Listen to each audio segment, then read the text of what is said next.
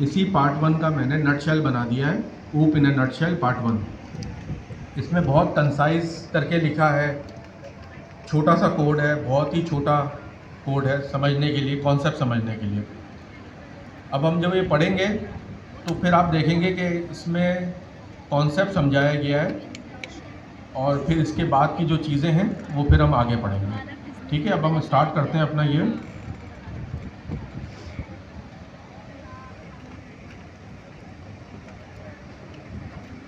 और आज हमें 2 कोलैब पढ़नी है, एक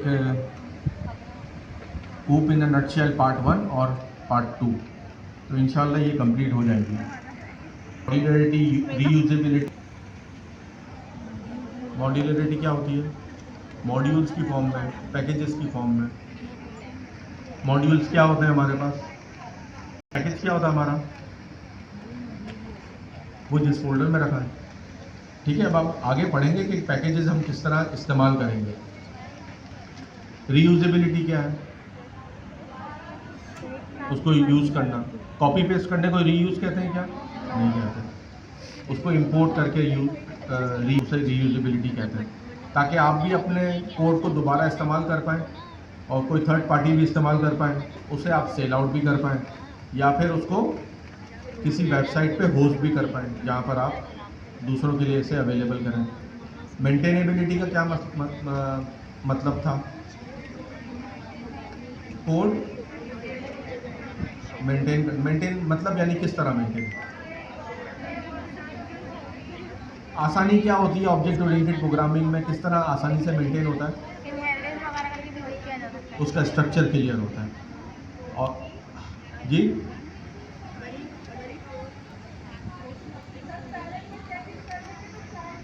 ये ना उसको पढ़ना, रीड आउट करना, रीडेबिलिटी उसके बड़ा मसला होता है। हमें पता नहीं चलता किस चीज़ का कोड कहाँ लिखा है।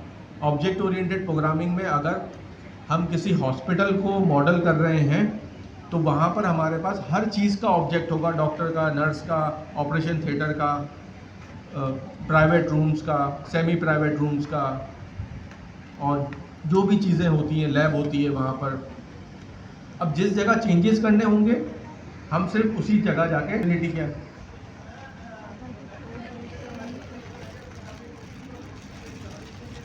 वो आपने डिप्लॉयमेंट के उससे हिसाब से बात कर दी कि वो तो स्केलेबिलिटी हो गया कि एक यूज़र है तब भी चल रहा है, 1 मिलियन है तब भी चल रहा है। वो तो डिप्लॉयमेंट के हिसाब से, फिर आगे वो कुबरनेटीज़ और ये सब चीज़ें आ जाती हैं। कोड के हिसाब से स्केलेबिलिटी। एक एक करके बोलें।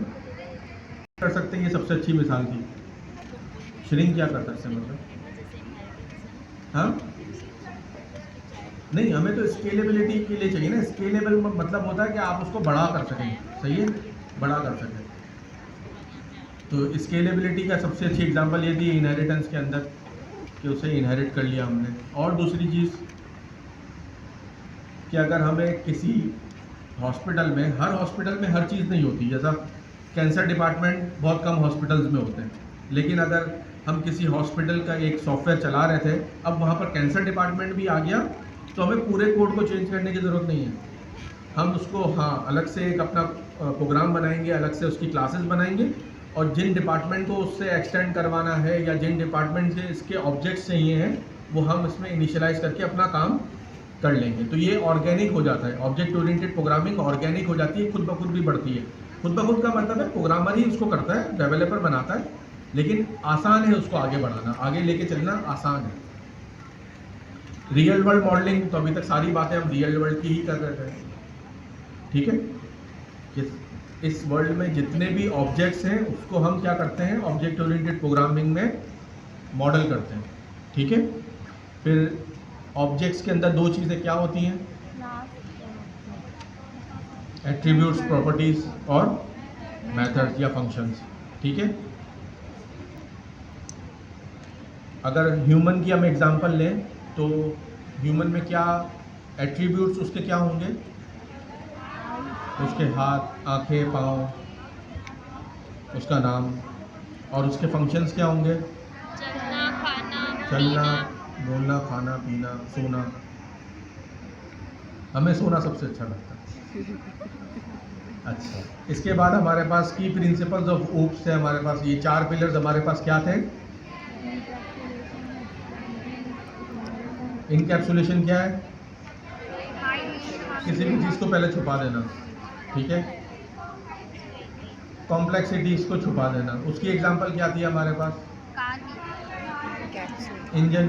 जैसा गाड़ी है, गाड़ी के अंदर बहुत कॉम्प्लेक्स चीज़ें हैं, जैसा गियर बॉक्स किस तरह काम करता है हमें नहीं मालूम। हमें सिर्फ ये मालूम है कि ये इसमें 4 गियर है या 5 गियर है या ये ऑटोमेटिक है। अगर ऑटोमेटिक है तो फिर तो कुछ सीखने की ज़रूरत नहीं है, सिर्फ हमें पार्किंग में उसको डालना है गियर को, या ड्राइविंग में डालना है, या रिवर्स होगा या न्यूट्रल होगा।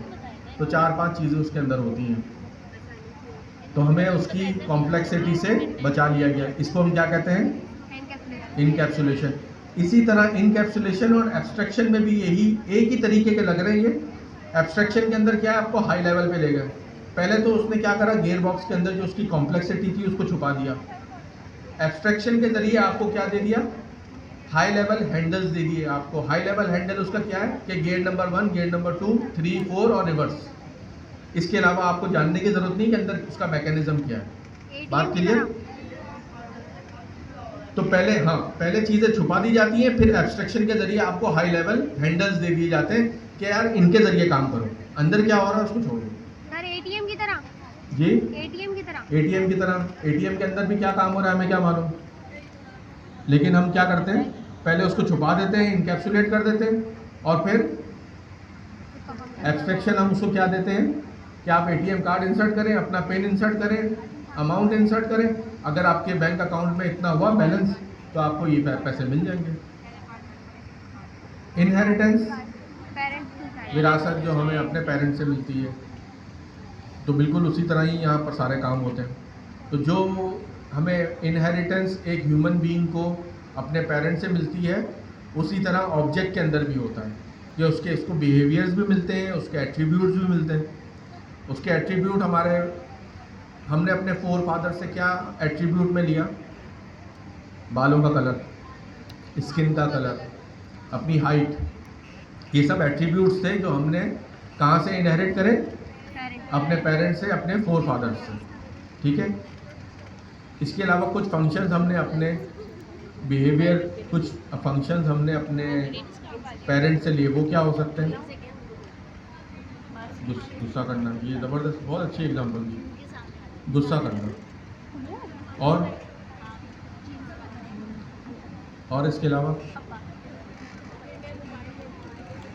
सोचे ज़रा, सोचे।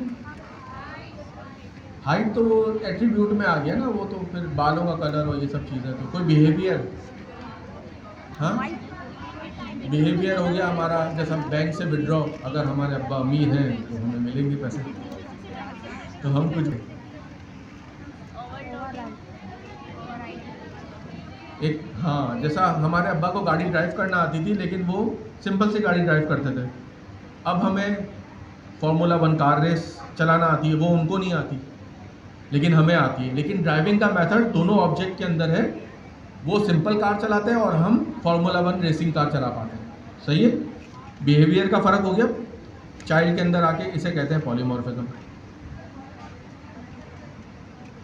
जोर से बोलो। ऑब्जेक्ट है तो वो पुराने टाइप की कार चला पाएंगे। अगर चाइल्ड का ऑब्जेक्ट है हमारे यूज केस के अंदर, तो वो फार्मूला 1 रेसिंग कार चला पाएंगे। यहाँ तक बात क्लियर? कोई प्रॉब्लम किसी को? ये सारी वही हमारे पास डेफिनेशंस है जो अभी हम डिस्कस करते हुए आए। यहाँ तक किसी को कोई प्रॉब्लम?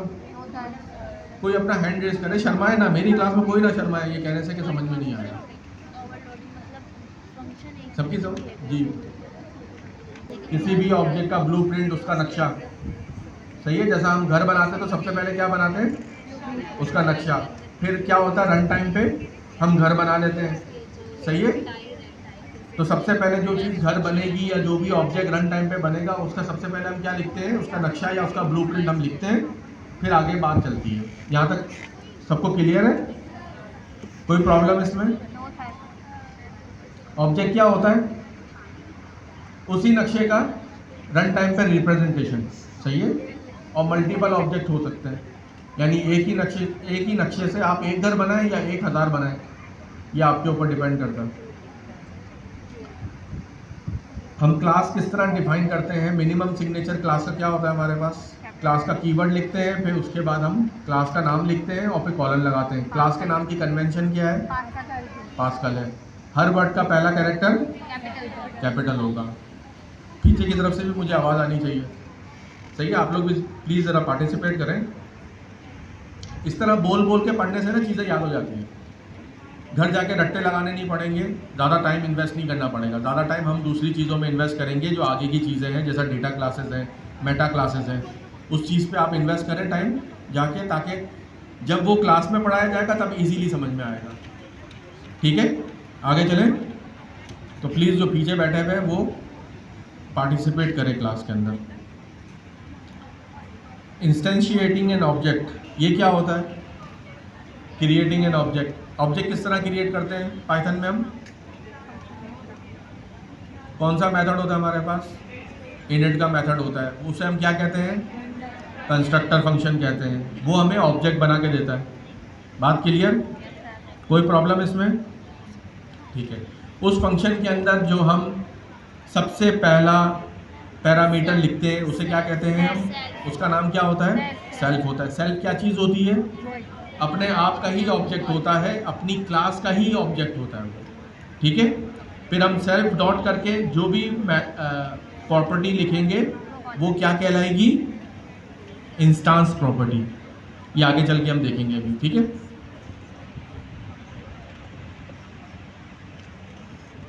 ये सेल्फ क्लियर है, सबको स्क्रीन नजर आ रही है बिल्कुल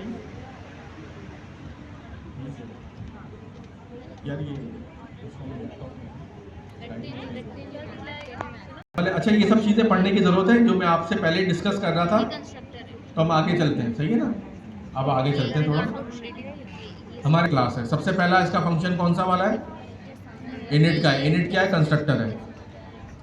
इस कंस्ट्रक्टर के अंदर ये सेल्फ डॉट नेम जो हमने लिखा है ये इसका एट्रीब्यूट तो है, कौन सा वाला, इंस्टांस एट्रीब्यूट है। इंस्टांस एट्रीब्यूट क्या होता है, हर ऑब्जेक्ट का अपना। अगर मैंने इस पर्सन क्लास के 10 ऑब्जेक्ट बनाए तो हर किसी में उसका नेम सेपरेट होगा, ठीक है।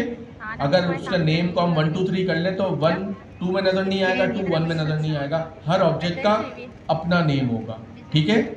तो इसे हम क्या कहते हैं, इंस्टांस एट्रीब्यूट या इंस्टांस वेरिएबल। बात क्लियर, ये हमने दो डिक्लेयर करें, सेल्फ डॉट नेम और सेल्फ डॉट स्टेट। इसको हमने इनिशियलाइज कहाँ से करा, ये पैरामीटराइज हमारे पास कंस्ट्रक्टर है, इससे हमने वैल्यू ले ली। जिस वक्त हम ऑब्जेक्ट बना रहे होंगे उस वक्त हम वैल्यूज़ को पास करेंगे और वो कहाँ पर जाके इनिशियलाइज हो जाएंगी, इंस्टांस एट्रीब्यूट के अंदर। यहाँ तक बात क्लियर। अच्छा, उसके बाद हमारे पास मेथड है रनिंग, वॉकिंग, स्लीपिंग, जो अभी हम एग्जांपल में अपने करते हुए आ रहे हैं बातें, और शो स्टेट। हर चीज़ के बाद हम शो स्टेट करवाएंगे ताकि उसकी स्टेट मालूम चले। रनिंग के बाद इसकी स्टेट कॉल करेंगे तो वो बताएगा कि ऑब्जेक्ट रनिंग मोड के अंदर है। फिर स्लीपिंग के बाद करवाएंगे तो वो बताएगा कि ऑब्जेक्ट स्लीपिंग मोड के अंदर है। ये सिर्फ हमारे सीखने के लिए है। तो क्लियर, किसी को कोई प्रॉब्लम, किसी को कोई प्रॉब्लम इसमें नहीं, आगे चले। अच्छा, हमारे पास इनिट के बाद जो हमारे पास सबसे पहला मेथड है वो है रनिंग का, ठीक है। जब भी हम रनिंग का मेथड इन्वोक करेंगे या उसे कॉल करेंगे तो हम किसी एट्रीब्यूट के ऊपर वर्क करेंगे और उसके बाद हमारी कुछ लॉजिक भी होंगी। तो हम क्या कर रहे हैं अभी यहाँ पर रनिंग के अंदर, स्टेट को चेंज कर रहे हैं। स्टेट किसकी है, ये स्टेट ऑब्जेक्ट की, क्योंकि अभी हमने देखे ना, थोड़ा सा याद रखें कि यहाँ पर दो हमने एट्रीब्यूट्स को डिफाइन करा और ये दो एट्रीब्यूट कौन से हैं, कौन से हैं, इंस्टांस एट्रीब्यूट है, ठीक है। अब ये देखें सारा का सारा कॉन्सेप्ट है। ये कॉन्सेप्ट को अपने सही करके चलेंगे तो आगे हमें चीज़ें सीखने में बड़ी आसानी रहेगी। तो जब भी हम एक रनिंग के फंक्शन को कॉल करेंगे तो वो स्टेट को चेंज करेगा, एट्रीब्यूट को, और उस एट्रीब्यूट को आइडल से रनिंग मोड में ले आएगा, ठीक है। और फिर जब हम ये शो स्टेट का मेथड कॉल करेंगे तो वो क्या बताएगा कि पहले तो उसका नाम बताएगा, self dot name is currently in dash state के अंदर रनिंग, स्लीपिंग, ईटिंग, जो भी उसका फंक्शन कॉल होगा उस हिसाब से होगा। यहाँ तक बात क्लियर? Yes sir. कोई प्रॉब्लम? कॉन्सेप्ट समझ में आ रहा सारा ये? अब हम एक ऑब्जेक्ट बनाते हैं। अच्छा,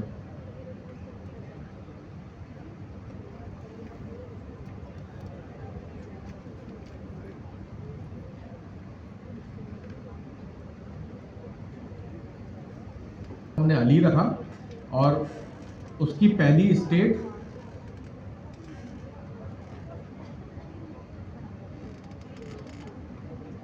अच्छा, पहले हमने पर्सन क्लास की सेल नहीं इन्वोक किया था, इसलिए प्रॉब्लम आई है।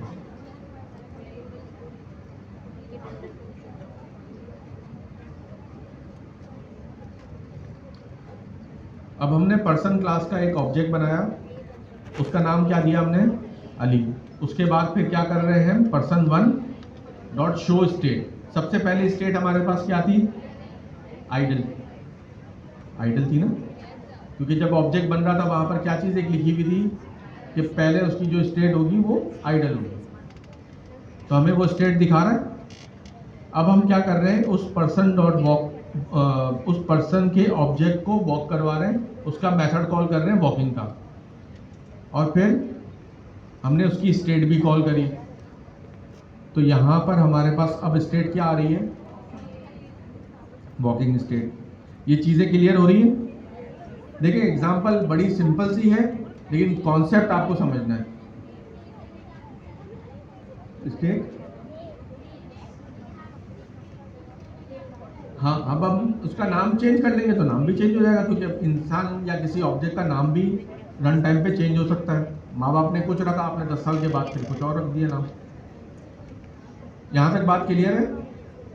कोई प्रॉब्लम इसमें? ये जो हमारे पास दो कोलैब है, पार्ट 1 और पार्ट 2, इसके अंदर सिर्फ कॉन्सेप्ट है, इसमें सिर्फ कॉन्सेप्ट समझने हैं आपको। अब जब ये स्लीपिंग का इसमें फंक्शन इन्वोक होगा, फिर क्या होगा? उसकी स्टेट फिर चेंज हो जाएगी।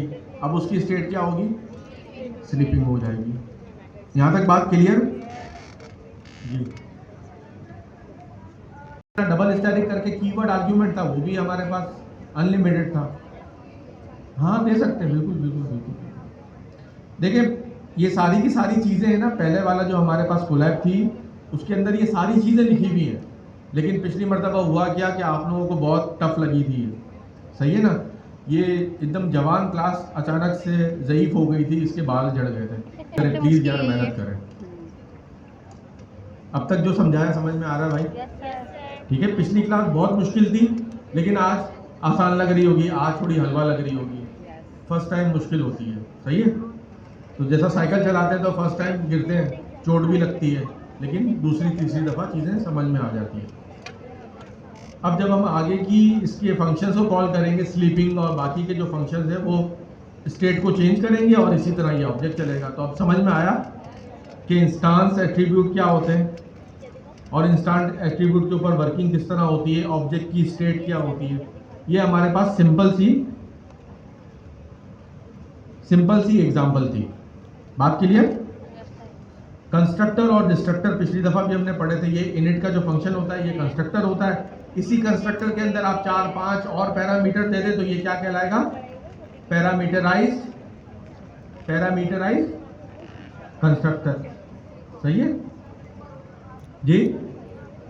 रिपीट करूँगा। रिपीट ये है कि हमारे पास किसी भी ऑब्जेक्ट को जब बनाते हैं तो उसमें कंस्ट्रक्टर होता है और डिस्ट्रक्टर भी होता है, क्योंकि जब ऑब्जेक्ट बनता है तब हमें कुछ काम करवाने हैं और जब ऑब्जेक्ट खत्म होता है तब हमें कुछ काम करवाने हैं। कोई ऑब्जेक्ट खत्म होगा तो क्लीन अप प्रोसेस उसका चलेगा। ठीक है, बात क्लियर? ऑब्जेक्ट जब हम कंस्ट्रक्ट करते हैं तब उसका कोई इनिशियलाइजेशन चलती हैं, उसकी इनिशियलाइजेशन में क्या होगा? जैसा एक पर्सन का ऑब्जेक्ट हम बना रहे हैं तो उसकी इनिशियलाइजेशन क्या होगी? उसका नेम होगा, एज तो वो खुद ही ऑटोमेटिकली कुदरत के हिसाब से वो चल रही है। उसके अलावा हम उसे और क्या दे सकते हैं कि उसके पैदा होने पे हमने उसे गिफ्ट कर दी 500 एकड़ ज़मीन। ठीक है ना? है नहीं, कोई मसला नहीं, लेकिन बात तो कर सकते हैं। तो ये सब हम क्या कर रहे हैं, उसे कंस्ट्रक्टर में हम पास कर रहे हैं कि भाई ये जब ऑब्जेक्ट बना है तो इसको हमने कुछ चीज़ें गिफ्ट करी है, फिर इसका हमने नाम भी रखा। यहाँ तक बात क्लियर? तो कंस्ट्रक्टर डिस्ट्रक्टर का और कॉन्सेप्ट जो समझ में आ रहा है जी, कर लिया जाए। ठीक है, यहां तक बात क्लियर? कोई प्रॉब्लम इसमें? जब ये इनिट का मेथड हम 4-5 पैरामीटर या कोई भी नंबर ऑफ पैरामीटर पास करेंगे तो उसे हम क्या कहेंगे? पीछे वाले भी बोले प्लीज, पीछे की तरफ, पैरामीटराइज कंस्ट्रक्टर। इसकी एग्जांपल क्या है? जैसा हमारे पास पर्सन का एक मेथड है, हमारे पास पर्सन का एक कंस्ट्रक्टर है, उसमें हम क्या कर रहे हैं? पहला पैरामीटर कौन सा होगा? सेल्फ होगा। उसके बाद हम क्या कर रहे हैं? Name, age and address. जैसा यहाँ पर अगर पर्सन की जगह कोई पेशेंट होता तो हॉस्पिटल में पेशेंट तो किसी भी उम्र का आ सकता है, कोई भी नाम का आ सकता है, उसको कोई भी बीमारी हो सकती है, तो वो सारी चीज़ें हम एक साथ पास करेंगे तो हमारे पास एक पेशेंट का ऑब्जेक्ट बन जाएगा। वो पेशेंट का ऑब्जेक्ट जिस डिपार्टमेंट से रिलेट करता होगा, जहाँ पर वो इलाज कराने आया होगा, वहाँ पर हम उसके लिस्ट में पास कर देंगे हम। ठीक है, बात समझ में आ रही है? अभी जो दो हमें कोलैब पढ़नी है, ये सारे के सारे सिर्फ कॉन्सेप्ट्स हैं, सिर्फ बातें ही बातें हैं, कॉन्सेप्ट ही कॉन्सेप्ट है। ठीक है, यहां तक कोई प्रॉब्लम किसी को? एक हमने पर्सन का ऑब्जेक्ट बनाया, उसका नाम एलिस रखा और उसकी एज 30 है और उसका एड्रेस हमने ये डिफाइन कर दिया, 81 हार्वर्ड एवेन्यू, न्यूयॉर्क। हम रहते नहीं तो क्या होगा, नालू खेत का एड्रेस देने से बेहतर है हम न्यूयॉर्क कर लें। हमने एक कार का ऑब्जेक्ट बनाया और उसमें अब कंस्ट्रक्टर की बात हम सीख चुके हैं यहाँ पर, ये जो है। अब हम डिस्ट्रक्टर की बात करते हैं। डिस्ट्रक्टर किस तरह डिफाइन होता है? अंडरस्कोर डेल का वर्ड और उसके बाद फिर अंडरस्कोर। इसके अंदर हम सेल्फ पास करेंगे और उसके बाद जो उसका क्लीन अप प्रोसेस होगा वो उस ऑब्जेक्ट से रिलेटेड होगा, तो इसमें और पैरामीटर पास करने की कोई ज़रूरत नहीं। अब तो इसका नाम, इसकी एज, इसका बैंक बैलेंस, ये सब चीज़ें तो हम नहीं देंगे ना, ये सब तो हमें क्लीन अप करना है। सही है, तो हम सिर्फ सेल्फ पास करेंगे। सेल्फ पास करके हम उस सेल्फ के वेरिएबल से हम क्या चीज़ एक्सेस कर पाएंगे उस ऑब्जेक्ट की? उसके सारे पैरामीटर्स, उसके सारे वेरिएबल्स हम एक्सेस कर पाएंगे और जो क्लीन अप प्रोसेस और जो हमें रिलीज़ करवाने होंगे वो हम रिलीज़ करा लेंगे। प्रोग्रामिंग की सेंस में क्या क्या चीज़ें हमें रिलीज़ करानी है? अगर डेटाबेस से हम काम कर रहे हैं तो डेटाबेस का कनेक्शन रिलीज़ करवाना है। कोई चीज़ हम राइट कर रहे हैं तो उसको हम फ्लश करवा दें, क्योंकि जब आप किसी चीज़ पे राइट करते हैं, फाइल पे या किसी भी चीज़ में, तो हो सकता है कि पाइपलाइन में कोई डेटा हो, उसको आप फ्लश करवा देते हैं ताकि वो राइट हो जाए। ठीक है, इसके अलावा हमने फाइल का कोई हैंडल लिया हुआ है, उसको हम रिलीज़ करवा लेंगे। फिर ये ऑब्जेक्ट क्या होगा? गार्बेज कलेक्शन के लिए एलिजिबल हो जाएगा। डिस्ट्रक्टर को कौन कॉल करता है? इन्वायरमेंट खुद कॉल करता है। इन्वायरमेंट कौन होता है? पाइथन का इन्वायरमेंट। तो यहाँ पर हम एक कार का ऑब्जेक्ट बना रहे हैं और कार के ऑब्जेक्ट में हमने एक कीवर्ड पहले देखा था, किसी पहले कोलैब में हमने पढ़ा था, वहाँ पर डेल का कीवर्ड हमने एक पढ़ा था, डिलीट किया था हमने एक वेरिएबल बना के, तो वही डेल का कीवर्ड अब हम इस्तेमाल करेंगे कार के ऑब्जेक्ट के लिए। बात क्लियर? ये समझ में आ रही है एग्जांपल? जब हम डिलीट कर देंगे माई कार को तो क्या होगा? तो डिलीट का फंक्शन चल पड़ेगा और ये कौन कॉल करेगा? पाइथन का इन्वायरमेंट। तो अब ये डिलीट का जो हमारे पास डिस्ट्रक्टर था, इसका डंडर मेथड था, ये एग्जीक्यूट हो गया और ये एग्जीक्यूट किसने करा?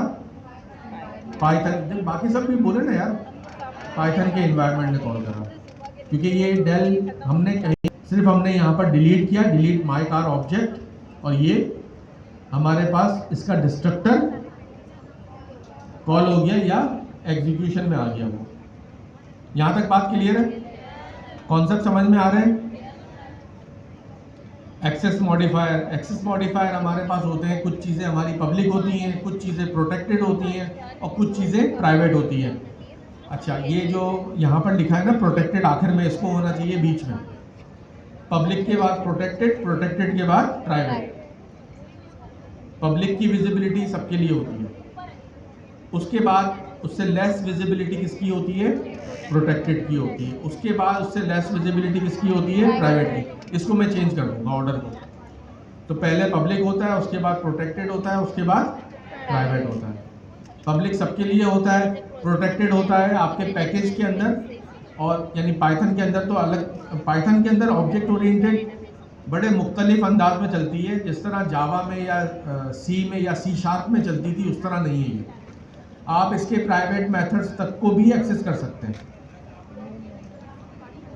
जावा में तो बिल्कुल भी नहीं होती थी, जावा में बिल्कुल भी नहीं होती थी।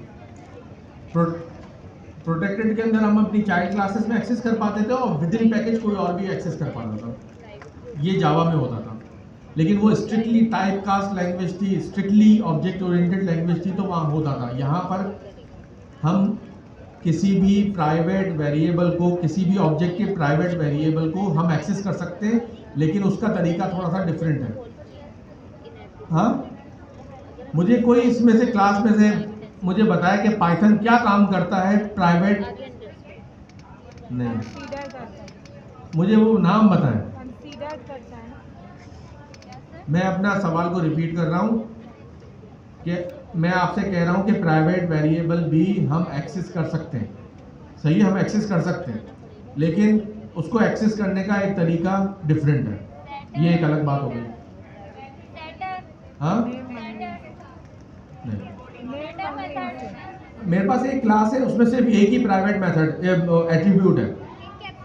नहीं, मैं आपसे सवाल जो पूछ रहा हूँ, सवाल आप सुने कि पाइथन प्राइवेट वेरिएबल को प्राइवेट बनाने के लिए कौन सा मैकेनिज्म इस्तेमाल करता है, उस मैकेनिज्म का नाम।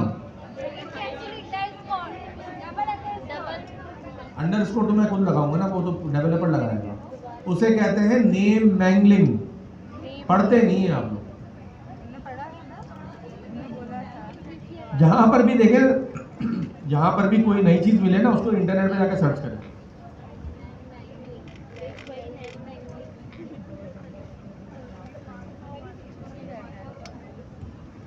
आप लोग घर से पढ़ के नहीं आते। कोई नई चीज आपको कोलैब में मिलती है, उसको सर्च करें, उसको ढूंढने जाके। आपके पास LLM मौजूद है, अब तो आइंस्टाइन आपके साथ बैठा हुआ है, सिर्फ आप उससे सर्च करें कि ये नेम मैंगलिंग क्या चीज़ है। ये हमने कोलैब में लिखी थी, लेकिन आप लोगों ने इस पर गौर नहीं किया। प्राइवेट वेरिएबल को पाइथन किस तरह प्राइवेट बनाने की कोशिश करता है, नेम मैंगलिंग के जरिए। नेम मैंगलिंग के अंदर वो क्या काम करता है कि वेरिएबल नेम के साथ क्लास नेम भी अटैच कर देता है अंडरस्कोर के साथ। सबके बात क्लियर हुई? देखिए, कॉन्सेप्ट सीखना बहुत ज़रूरी है ऑब्जेक्ट ओरिएंटेड प्रोग्रामिंग के अंदर। और ये जो हमारी खास तौर पर ये जो दो कोलैब है हमारे पास, पार्ट 1 और पार्ट 2 ऑब्जेक्ट ओरिएंटेड की, इसमें सिर्फ कॉन्सेप्ट ही कॉन्सेप्ट है। आपको कॉन्सेप्ट समझने, अगर कॉन्सेप्ट समझ पाएंगे तो फिर आगे की प्रोग्रामिंग और आगे की चीज़ें आप एडवांस पाइथन वगैरह भी समझ पाएंगे। फिर उसके बाद आप कोडिंग भी कर पाएंगे। जब आती ही नहीं होगी ऑब्जेक्ट ओरिएंटेड प्रोग्रामिंग, तो फिर आप जो ऑब्जेक्ट ओरिएंटेड प्रोग्रामिंग का हाल करेंगे वो फिर देखने वाला होगा। अच्छा, ये मसला नहीं है कि आप उसका ऐसा हाल करेंगे, इसका हाल पूरी दुनिया ऐसा करती है। क्योंकि मैं आपसे कह रहा हूँ, जो मैं प्रोजेक्ट पे काम कर रहा था कुवैत में, वहाँ पर इंडियन डेवलपर भी थे, वहाँ इंडियन थे, टर्की के थे, इजिप्शियन थे, हम पाकिस्तानी भी थे और भी बहुत सारे लोग थे। लेकिन मैं ये नहीं कहता कि पाकिस्तानी बड़े तीस मार खान है। हमने ऑब्जेक्ट ओरिएंटेड पढ़ी, बड़ी अच्छी थी सर सैयद यूनिवर्सिटी में, ये ऑपरेशन बदर के अंदर बड़े अच्छे तरीके से पढ़ी थी। किताब भी बड़ी अच्छी थी, बिगनिंग जावा 2, और उसके ऑथर का नाम था आइवर ऑटन। तो बहुत ही ज़बरदस्त किस्म की किताब थी। वो किताब मेरे पास आज भी मौजूद है। वो बस मुझे उतारने का मसला हो रहा है क्योंकि सूटकेस में है और सूटकेस बहुत भारी हो चुका है। सारी किताबें मैंने संभाल के रखी हैं। ये वही वाली किताब है जिसका मैं जिक्र करता हूँ ना कि 150 रुपये बचे थे। और तो जिस दिन मैं आपको किताब दिखाऊंगा ना, तो आपको लगेगा किताब तो ये अभी खरीदी है शायद। उसका कोई पन्ना नहीं मुड़ा, उसका कोई पेपर नहीं फटा, वो तो मेरे लिए ट्रॉफी है। तो वो मैं आपको दिखाऊंगा। लेकिन पढ़ाई है ना, सिर्फ इस तरह नहीं होती। किताबों से मोहब्बत करें, उसको पढ़ें, चीज़ें सीखें, करें। तो नेम मैंगलिंग हमने घर से नहीं पढ़ी। एक चीज़ हमें इनकाउंटर हुई और हमने कहा पता नहीं क्या इंग्लिश में गाढ़ा वर्ड लिखा है, आगे चलता है। क्योंकि डॉलर तो आगे ही नज़र आ रहे हैं आप लोगों को, है ना, कि डॉलर तो बस जैसे ही ये पाइथन ख़त्म होगी डॉलर आना शुरू हो जाएंगे। तो पाइथन फटाफट ख़त्म कर लेते हैं हम, फॉर का लूप चलाएंगे तो हमें डॉलर मिल जाएंगे। सही है ना? आप जितना यानी 10 तक का फॉर का लूप चलाएंगे तो आपको 10,000 मिल जाएंगे, 20 का चला लेंगे तो 20,000 मिल जाएंगे। इतना आसान है। अगर चीज़ें इतनी आसान होती तो सभी लोग कमा रहे होते हैं। ठीक है, इतनी आसान नहीं है लेकिन इतनी मुश्किल भी नहीं है, मेहनत करेंगे तो हो भी जाएगा। अच्छा, आगे बढ़ते हैं। हमने 3 एक्सेस मॉडिफायर पढ़े, वो कौन कौन से हैं? Public, protected, private. देखिए यहाँ पर ऑर्डर चेंज करना है हमें, पब्लिक, प्रोटेक्टेड, प्राइवेट। मैं इसको चेंज कर लूंगा, ठीक है, पब्लिक, प्रोटेक्टेड और प्राइवेट। पब्लिक के लिए हमें कोई स्पेशल उसका नाम के साथ लिखना नहीं पड़ता, सिर्फ आप उसका नाम लिख दें तो वो पब्लिक है। प्रोटेक्टेड किस तरह होता है? Single underscore. और प्राइवेट किस तरह होता है? Double underscore. पब्लिक की तो कोई एग्जांपल हमें ज़रूरत ही नहीं थी, क्योंकि अब तक तो जितना कोड हमने लिखा था वो पब्लिक ही लिखा था, जो हमने इससे पहले जो हमने एग्जीक्यूट किया। तो मैंने ये प्रोटेक्टेड का यहाँ पर बनाया है। हमारे पास एक फादर की क्लास है, उस फादर की क्लास के अंदर है where I hide the gold. एक स्टोरी बनाइए ताकि आप लोग इन्वॉल्व रहें इसके अंदर। एक फादर का हमारे पास ऑब्जेक्ट है, उसके अंदर क्या करा है फादर ने, एक कहीं सोना छुपाया हुआ है और उसका एक मेथड है, वो मेथड क्या बताता है? सोने की लोकेशन, गोल्ड की लोकेशन। ठीक है, तो वो क्या मेथड सबके लिए होना चाहिए? आस पड़ोस वाले, अब्बू के दोस्त सब कॉल कर लें, ऐसा होना चाहिए? नहीं, सिर्फ किसके लिए होना चाहिए? बच्चों के लिए होना चाहिए। तो बच्चा कौन होगा? जो भी उस फादर की क्लास को एक्सटेंड करेगा वो उसका चाइल्ड हो जाएगा। फिर हमने एक क्लास बनाई, यहां तक बात क्लियर है? ये फादर क्लास,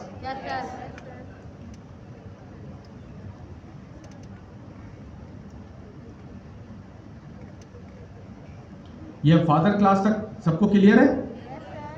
ठीक है, और हमारे अब्बू को मालूम है कि उन्होंने गोल्ड कहाँ छुपाया है, सही है? 4 लाख रुपए तोला हो गया तकरीबन।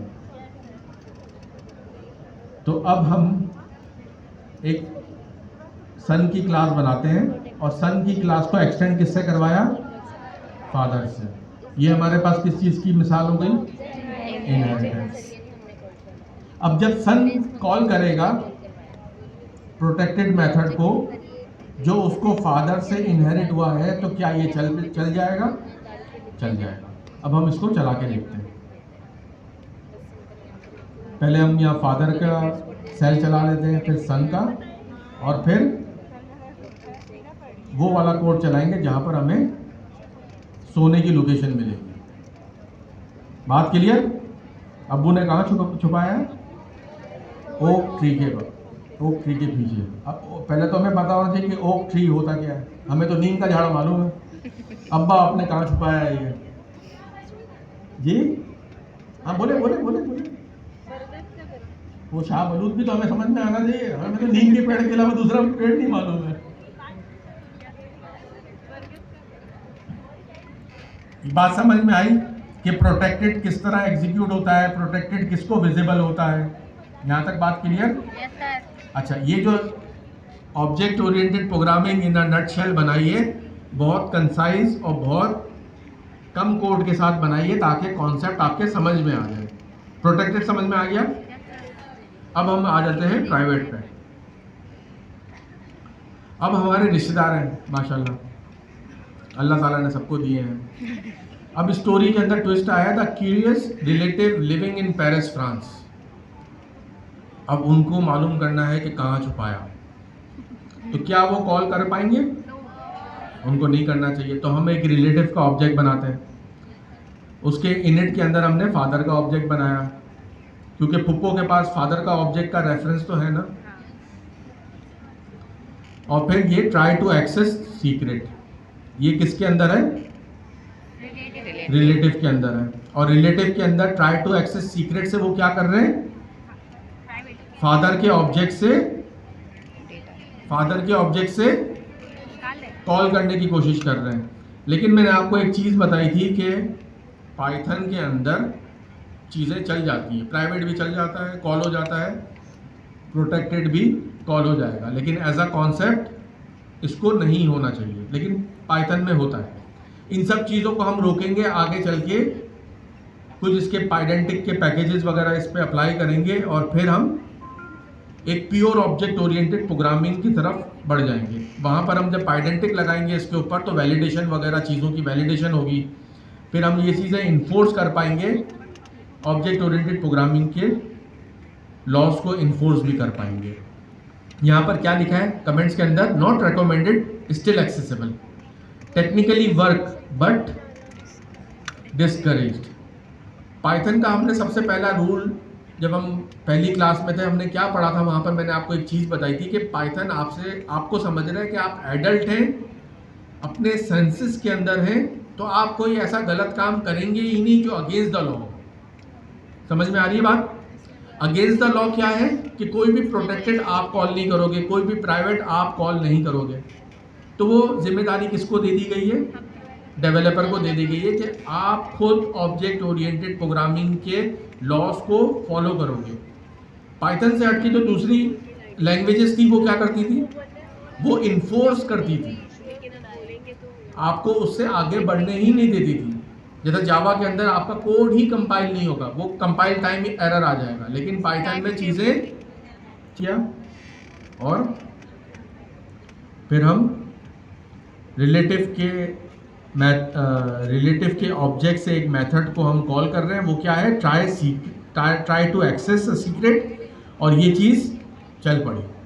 ठीक है, पाइथन थोड़ी सी निराली किस्म की लैंग्वेज है, इसमें चीज़ें चल जाती हैं, लेकिन एज आ कॉन्सेप्ट ये नहीं चलना चाहिए था। इसीलिए मैंने क्या करा कि इसके कमेंट्स के अंदर चीज़ें लिख दी हैं।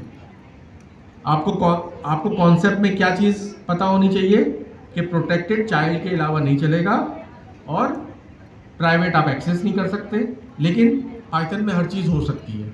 यहाँ तक बात क्लियर? जो पीछे तक लोग बैठे हैं उन सबको क्लियर है? पीछे वाले बिल्कुल हाथ खड़ा करें जिनकी समझ में आ रहा है। पीछे प्राइवेट एट्रीब्यूट बनाते हैं। अब हमने क्या एक क्लास हमने लिखी एम्प्लॉय के नाम से, उसका इनिट का हमारे पास फंक्शन आ गया, कंस्ट्रक्टर आ गया। उसमें जो सैलरी थी वो क्या था? प्राइवेट। प्रोटेक्टेड वेरिएबल या प्रोटेक्टेड एट्रीब्यूट जब हम डिफाइन करते हैं तो उसकी कन्वेंशन क्या होती है? Naming convention single underscore, private double underscore. तो ये जो सैलरी का हमारे पास एट्रीब्यूट है एम्प्लॉय के क्लास में, ये क्या है? डबल अंडरस्कोर है। डबल अंडरस्कोर है तो वो प्राइवेट है, और प्राइवेट को हम एक्सेस नहीं कर सकते। इस प्राइवेट एट्रीब्यूट को रोकने के लिए पाइथन भी थोड़ा सा काम करता है, लेकिन वो काम ऐसा है जो हमें पता है। उसे क्या कहते हैं? जोर से बोले, अभी बताया था, नेम मैंगलिंग। अच्छा, अब हमने क्या काम करा? शो सैलरी का एक मेथड बनाया। जब हमें कोई चीज़ प्राइवेट चीज़ को एक्सपोज करना होगा तो हम उसके लिए पब्लिक मेथड बनाएंगे, और उस पब्लिक मेथड के ज़रिए हम प्राइवेट चीज़ों को शो करवाएंगे, या उसको हम एक्सेस कर पाएंगे, या उसको हम रीड कर पाएंगे। तो अब हम एम्प्लॉय की क्लास को एग्जीक्यूट करते हैं, और आयशा की सैलरी जो 50,000 थी ये मालूम चल गई। लेकिन ये किस तरह मालूम चली? क्योंकि एम्प्लॉय के क्लास के अंदर ही एक फंक्शन था जो इसको एक्सपोज कर रहा था। जी अब हम डायरेक्टली एक्सेस करने की कोशिश करते हैं किसी प्राइवेट एट्रीब्यूट को एम्प्लॉय के ऑब्जेक्ट के जरिए। अब हम डायरेक्ट एक्सेस कर रहे हैं, और जब डायरेक्ट एक्सेस करेंगे तो क्या होगा? नहीं चलेगा, और ये नहीं चला। इसने क्या एरर दे दिया हमें? Attribute error, employ object has no attribute salary. अच्छा, मजे की बात यहाँ पर क्या है, आपने कुछ नोट करा? वो तो कह रहा है कि एट्रीब्यूट डिफाइन ही नहीं करा, हालांकि हमने डिफाइन करा है।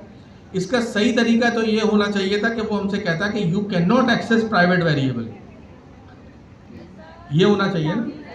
लेकिन ये इस तरह नहीं है, पाइथन थोड़ी सी निराली है। लेकिन हम सीख इसलिए रहे हैं क्योंकि एआई के अंदर ये एक्सटेंसिवली इस्तेमाल हो रही है। सही है, तो हमें सीखनी भी लाजमी है। अब इसने क्या काम करा, किस तरीके से इसने ये प्राइवेट वेरिएबल को हाइड करा? उसको हाइड करने के नाम को क्या कहते हैं? Name mangling for privacy. इसने क्या काम करा कि क्लास नेम के साथ प्राइवेट एट्रीब्यूट लिख दिया। क्लास नेम क्या था हमारे पास? एम्प्लॉय, तो अंडर स्कोर एम्प्लॉय और उसके बाद डबल अंडर स्कोर सैलरी। अब हम जी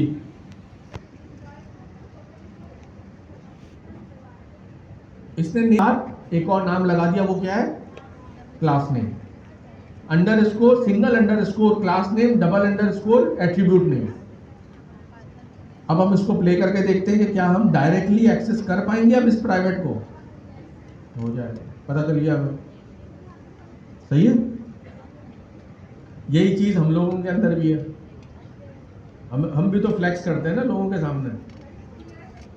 क्या चीज कर रही है कि आप खुद ही नहीं करोगे। अब तो हम चोर दरवाजे के जरिए से घुसने की कोशिश कर रहे हैं ना, लेकिन बाय लॉ क्या चीज है कि आप किसी के प्राइवेट वेरिएबल्स को एक्सेस नहीं करोगे। दूसरी लैंग्वेज के अंदर ये चीजें इन्फोर्स होती थी, पाइथन के अंदर इन्फोर्स्ड नहीं होती। आप इधर उधर से काम अपना कर सकते। तो नेम मैंगलिंग के अंदर क्या होता है, उसकी सिग्नेचर क्या होती है नेम मैंगलिंग की? Single under score class name, double under score variable name. ठीक है, ये पाइथन का एनवायरनमेंट खुद उस वेरिएबल को छुपाने के लिए ये काम करता है, लेकिन हमको एक रास्ता और बता देता है कि यहां से भी एक्सेस कर लो इसे। बात क्लियर? जी देखिए, मैं आपसे खुद ही कह रहा हूं ना प्रोटेक्टेड, तो आप याद रख लें प्रोटेक्टेड होता है सिंगल अंडर स्कोर। प्राइवेट की जब हम बात करेंगे तो डबल अंडर स्कोर होगा। बात, हाँ, यहाँ इन्वायरमेंट खुद लगा दें।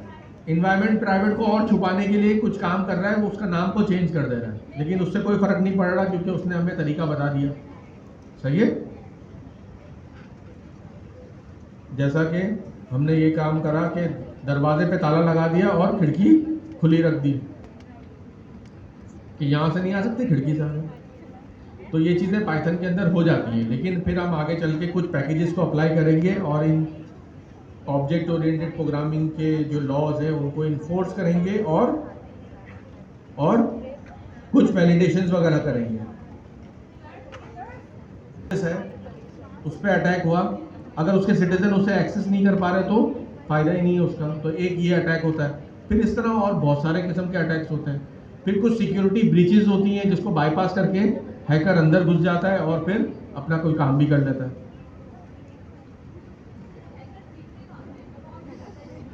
वो सीखते लैंग्वेज होगी, वो हमें थोड़ी बताएंगे।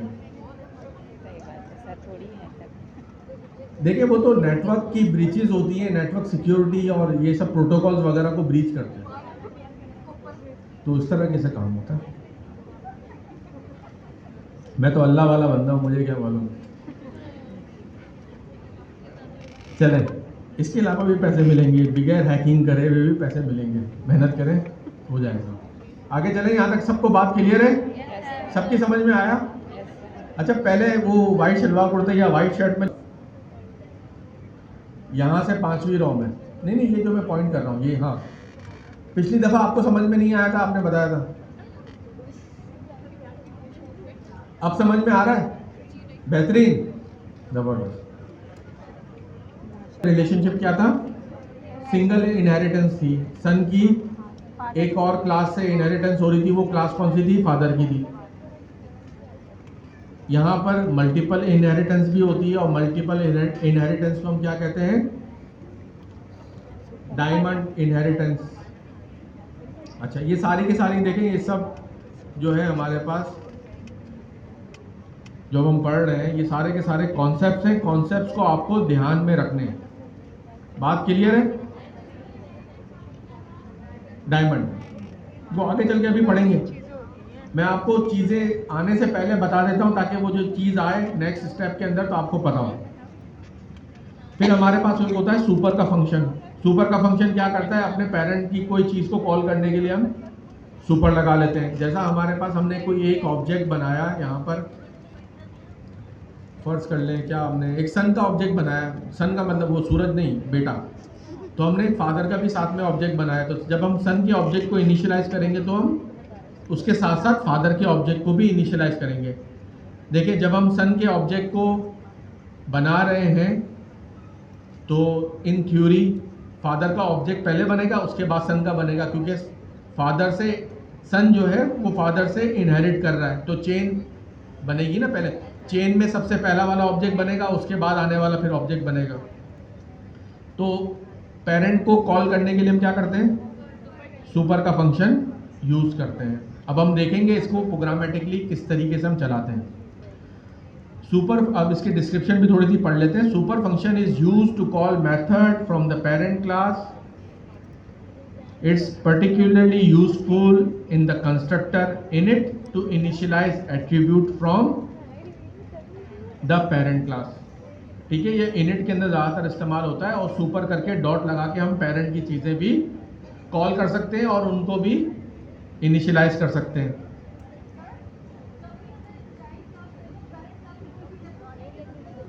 सुपर के साथ जैसा अब हमारे पास यहाँ पर एक एग्जांपल है, हमने एक पेरेंट क्लास बनाई एनिमल, और एनिमल का कोई ना कोई नाम होगा, और एनिमल किसी भी तरीके से स्पीक करता होगा। जैसा डॉग होगा तो बार्क करेगा, और कैट होगी तो म्याऊ करेगी। उसके अपने हर किसी का साउंड अलग अलग है। अच्छा, ये एनिमल से बात हमें चले छोड़े, थोड़ा सा जोक आप लोग कह रहे हैं, जोक जोक जोक। तो पिछली दफ़ा हुआ ये था कि एक दफ़ा तो बिल्ली आ गई थी यहाँ पर, और एक आ गई थी चिपकली। हाँ, तो मुझे लगा पीछे से ऐसा नहीं जुमान जी आ जाए पूरा। तो खैर चले, ये तो जोक हो गया। हाँ, अगर सांप आ गया तो मैं तो खुद भाग जाऊंगा। अच्छा खैर, पाइथन पढ़ा रहे हैं, इतनी हिम्मत नहीं है। हमने जावा से पैसे कमा लिए तो पहले वो बचाएंगे। पाइथन आप लोग पढ़ रहे हैं, आप लोग लड़ेंगे फिर पाइथन से। चले, अब बहुत हो गई मजाक मस्ती, आगे चलते हैं। देखिए आज है ना, हमें ख़त्म करनी है यार, 1 घंटा हो गया और पहले वाले कोलैब के अंदर है हम। अब इससे फटाफट आगे बढ़ते हैं। अब हमारे पास कौन सी क्लास है, पीछे नज़र आ रहा है सबको, ये एनिमल क्लास बनाई, उसमें इनिट का फंक्शन है और उसमें एक स्पीक का फंक्शन है। इनिट कौन सा है, इनिशियलाइजर है। और हमारे पास जी यार, यहाँ पर मार्की की लाइट नहीं चल रही है, ये लाइट ऑफ हो सकती है या मैनेजमेंट अब्दुल्ला, ये लाइट ऑफ हो जाएगी अभी, अगर हो जाए तो कर देगा। फैन भी जी, फैन ऑफ है हमारे। अच्छा यहाँ पर वो लाइट का कोई प्रॉब्लम हो रहा है ना, जब ये लाइटें भी ऊपर की नहीं चल रही। मार्की में आज कुछ प्रॉब्लम है इलेक्ट्रिसिटी से रिलेटेड, उसको इलेक्ट्रिशियन को हमने बुलाया है, वो आके काम कर देगा। जी बनाइए, और उसमें स्पीक का एक फंक्शन है और एक कंस्ट्रक्टर है, ठीक है। अब हम आगे चल रहे हैं और आगे चल के हम एक चाइल्ड क्लास बना रहे हैं। चाइल्ड क्लास का नाम क्या है, डॉग। डॉग कौन सी क्लास को इनहेरिट कर रहा है, एनिमल की। जब हम नेम देंगे तो हम एनिमल क्लास में जो हमारे पास नेम का वेरिएबल था, उसको कॉल करने के लिए हम क्या कर रहे हैं, सुपर लगा रहे हैं। क्योंकि हमारे पास एक एनिमल होगा तो एनिमल का कोई नाम होगा ना, तो हमने वहां पर एक एट्रीब्यूट रख दिया, इंस्टांस एट्रीब्यूट, जो हर ऑब्जेक्ट में विजिबल होगा। और इंस्टांस एट्रीब्यूट क्या होता है, हर ऑब्जेक्ट का अपना, उसकी विजिबिलिटी दूसरे ऑब्जेक्ट में नहीं होती। किसकी, इंस्टांस एट्रीब्यूट की।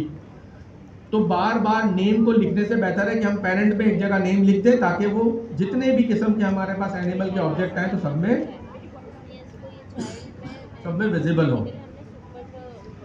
अच्छा, उसको इनिशियलाइज करने के लिए हमारे पास क्या होगा, सुपर डॉट, हम इनिट कॉल करेंगे। इनिट कौन सा वाला है, ये सुपर डॉट इनिट पेरेंट का है, और उसमें ये नेम हमने पास कर दिया।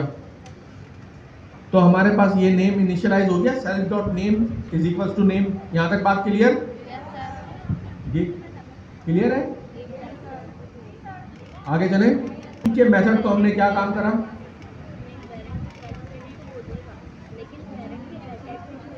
अब हम ओवरराइड कर रहे हैं। अब ये, हाँ, पहले ओवरराइड करेंगे और जब रन टाइम पे उसका बिहेवियर होगा उसे क्या कहेंगे, पॉलीमॉर्फिज्म कहेंगे। क्लास लिखते हुए, क्लास की डेफिनेशन लिखते हुए हम क्या काम करते हैं, मेथड के साथ ओवरराइड करते हैं। पहले रन टाइम पे जो चीज़ होती है उसको क्या कहते हैं, पॉलीमॉर्फिज्म। बात क्लियर? अब ये डॉग का हम एक ऑब्जेक्ट बनाते हैं और डॉग के ऑब्जेक्ट का हमने नाम रखा टॉमी, और फिर हमने टॉमी के अंदर जो नेम था उसको कॉल करा और स्पीक के मेथड को भी कॉल करा जो पॉलीमॉर्फिक बिहेवियर देगा अब स्पेसिफिक टू डॉग ऑब्जेक्ट। अब इसको चला के देखें।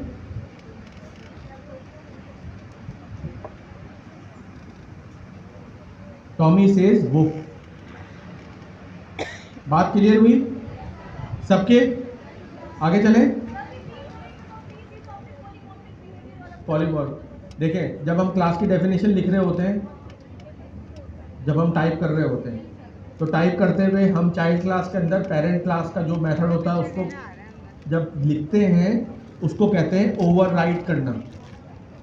सही है? जिस वक्त लिख रहे हैं डेफिनेशन उस वक्त हम क्या कहेंगे कि हम पेरेंट के मेथड को ओवरराइड कर रहे हैं। ओवरराइड का मतलब क्या हो गया? ओवरशैडो एक तरीके से, कि पेरेंट में भी वो मेथड है, चाइल्ड में भी है, लेकिन चाइल्ड का मेथड क्या काम कर रहा है? ओवरराइड कर रहा है। बात क्लियर? रन टाइम पे जब ये ऑब्जेक्ट चलेगा चाइल्ड का और जब वो मेथड कॉल करेगा तो उस चीज़ को हम क्या कहेंगे कि ये पॉलीमॉर्फिक बिहेवियर दे रहा है। रन टाइम पे जो चीज़ होती है उसको हम अलग से नाम देते हैं, उसको कहते हैं कि ये पॉलीमॉर्फिज्म हो रही है।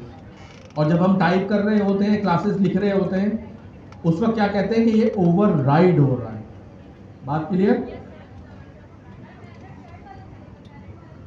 अरे कैट तो थी ही नहीं इसमें। चाइल्ड वाला चलेगा। वो जो ऑब्जेक्ट आप बनाएंगे, जो ऑब्जेक्ट बनाएंगे उसका चलेगा। अगर मैं यहां पर एनिमल बना लूं तो फिर एनिमल का चल पड़ेगा जी। जैसा मैंने स्पीक को कॉल करा डॉग के साथ, ठीक है? देखें, अगर इसमें ज़्यादा हम सवालात और ये करेंगे तो हमें पुरानी वाली कुलैब की तरफ जाना पड़ेगा जो थोड़ी सी लेंदी भी है और आप लोगों को थोड़ी सी मुश्किल भी लग रही थी।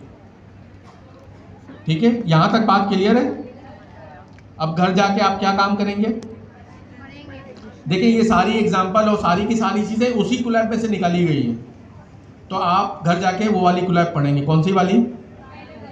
जो पार्ट 1 इसकी फुल कुलैब थी जो हमने पिछली दफ़ा पढ़ी थी।